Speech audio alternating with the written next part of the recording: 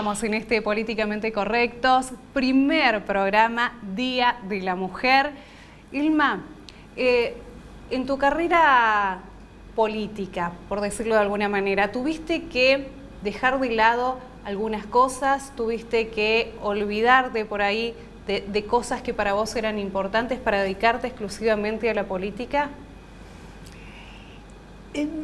Yo, al ser soltera y al no tener una familia, es como que mi trabajo fue el elemento que concentró mucho interés de mi parte. Y a lo mejor eso, no puedo decir que relegué cosas, porque ahí estaba puesta la libido, digamos, y ahí me enfoqué. No diría nada más que este acontecimiento familiar que por ahí se enojaban porque no estaba mucho en casa, más mi mamá cuando ya era mayor, pero no puedo decir que relegué cosas para trabajar en la política. Y yo tengo una noticia muy linda para las mujeres, porque te escuché muy atentamente cuando mencionaste las presidentas del mundo. Viste que son muy pocas. Muy poquitas. El porcentaje es poco, pero vos sabés quiénes son los países que mejor gestionaron la pandemia de COVID. No me digas que los presididos por mujeres. Sí, señora. Claro. Los países presididos por mujeres gestionaron mejor la pandemia de COVID, siendo tan poquita. Quiere decir que tenemos muchos valores, a lo mejor están un poquito escondidos. Es cuestión de estimularlas a las mujeres para que afloren, para que su talento florezca, ¿no es cierto? ¿Crees que hay que motivar a las mujeres o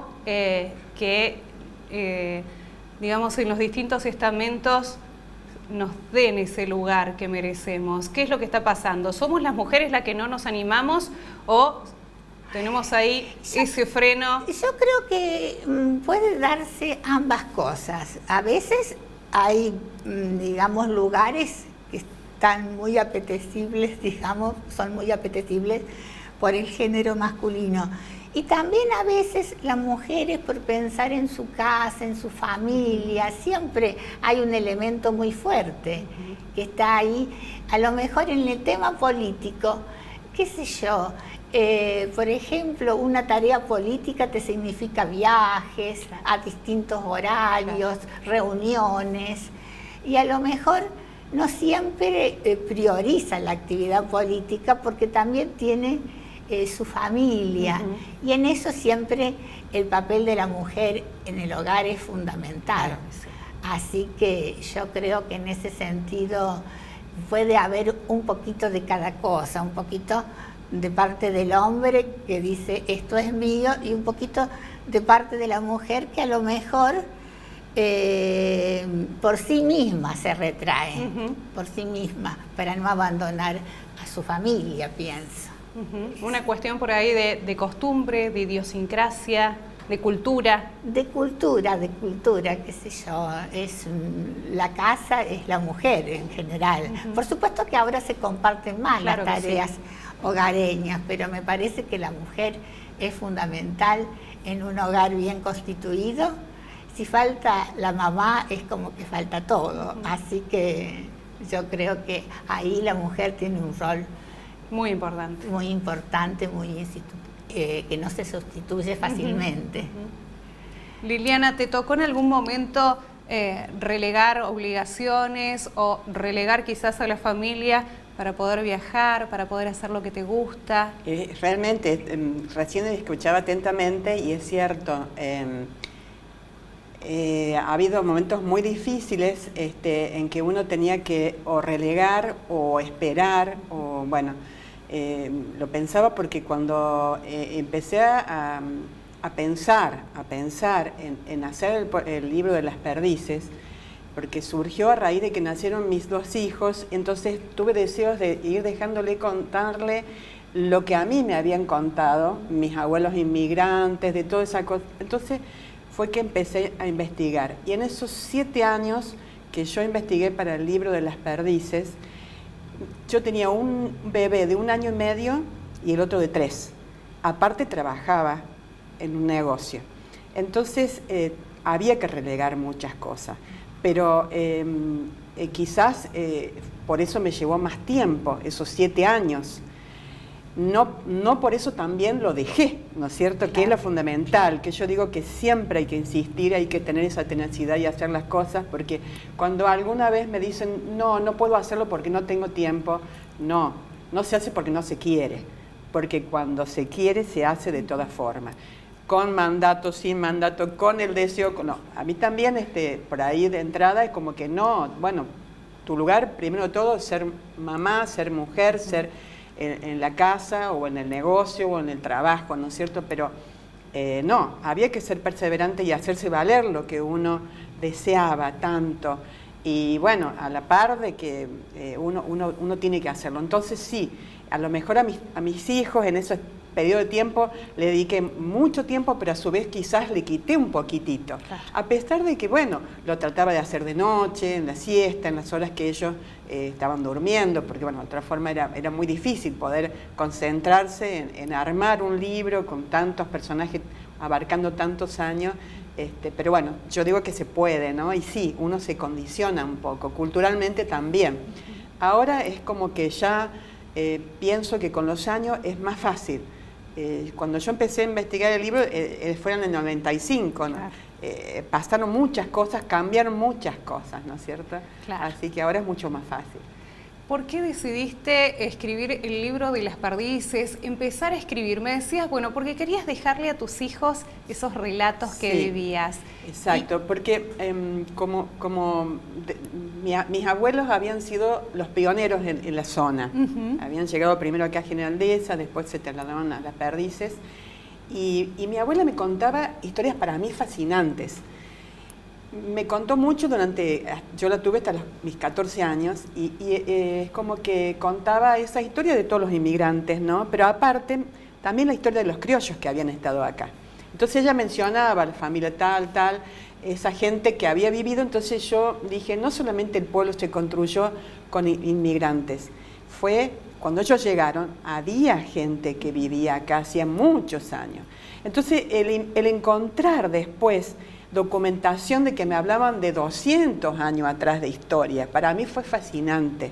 Entonces, sí, eso fue, digamos, el querer primero de todo, el dejarle una pequeña crónica a mis hijos. Cuando me di cuenta que tenía mucho material y que había mucho, porque era muy curiosa, entonces yo necesitaba muchas respuestas que no las tenía porque no existía bibliografía en la zona, te puedo decir, ni siquiera en la zona. Entonces es como que había que buscarlo y buscar profundamente las raíces, porque yo digo que nosotros nos podemos edificar teniendo una buena raíz, podemos florecer y crecer, pero tenemos que encontrarla y amar esa raíz, ¿no es cierto? Entonces, bueno, fue esa la tarea. Me llevó 7 años poder llegar al libro de Las Perdices, un paraje llamado Las Perdices, y eso me dio curiosidad de saber más atrás. Entonces ya fue otro libro que también nació a los 7 años de investigación también, que fue Al sur del río Tercero, porque era ya toda la historia de una zona, porque ya no existían pueblos en ese tiempo, era solamente parajes, lugares, capillas, nucleamientos de estancias, que bueno, a mí me apasionó. En los 7 primeros años que yo investigué sobre las perdices, no pude pintar. Fue los únicos 7 años de mi vida que no lo pude hacer. No pinté porque es como que estaba demasiado absorbida. Aparte, no te olvides que, como te dije, tenía bebé, tenía trabajo, tenía muchas cosas y el poder pintar necesita mucho tiempo también. En el caso mío que pinto al óleo, demora mucho más. Entonces, bueno, ahí fue que, digamos, tuve que hacer ese parate. Y después nunca más. Después de que el día que yo pude presentar el libro, mejor dicho, que puse punto final, ni siquiera lo había presentado el libro. El día que dije, aquí terminó el libro, y se inició una serie de 20 cuadros, que al año siguiente los presenté 20 cuadros ahí, de nuevo Qué de una, bárbaro. surgiendo un nuevo estilo, porque generalmente cuando uno para, nacen nuevos estilos. Como el año pasado fue también el único año que no pinté, pero sí dibujé. Por la pandemia. Por la pandemia, que es un caso distinto, pero sirvió para que este año yo arrancara pintando con muchos deseos y muchas ganas. ¿Qué es lo que te dio más satisfacciones en tu vida como artista? ¿Escribir, pintar, las dos cosas? No, vos sabés que en el caso de la escritura siempre me consideré como una, ¿cómo te podría decir? Como una impostora. Porque yo consideraba de que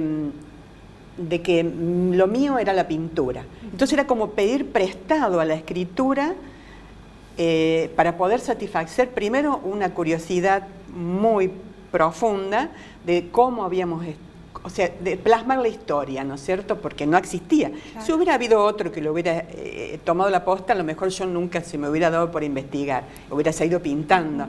Pero entonces, eso sí, entonces como que necesitaba eso, realmente.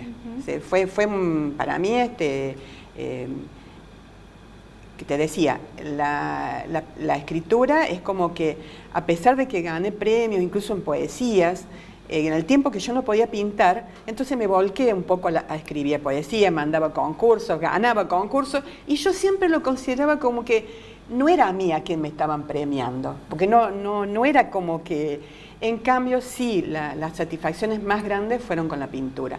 El día que a mí me presentaron en Italia, en una bienal, en un palacio renacentista, y pusieron un tango para homenajear a los argentinos, y a mí me llamaron adelante porque yo representaba al grupo, eso fue lo más grande en ese momento. Después surgieron muchos, porque después estuve en el Louvre de París, estuve en muchas otras exposiciones, pero esa primera exposición en el año 14, 15, fue fantástico. Antes ya había estado en Venecia, pero me habían convocado también, pero no era como decir, me llamaron al escenario, me pusieron ese tango, pusieron el himno incluso argentino, claro. Estar en un lugar de tanta historia, de tanta, no sé, algo tan fantástico, eso fue el premio mayor. Bueno, hacemos una breve pausa, pero volvemos, porque nos falta que Elma nos cuente cuál fue su mayor satisfacción dentro de la política. En el próximo bloque, no te muevas de ahí.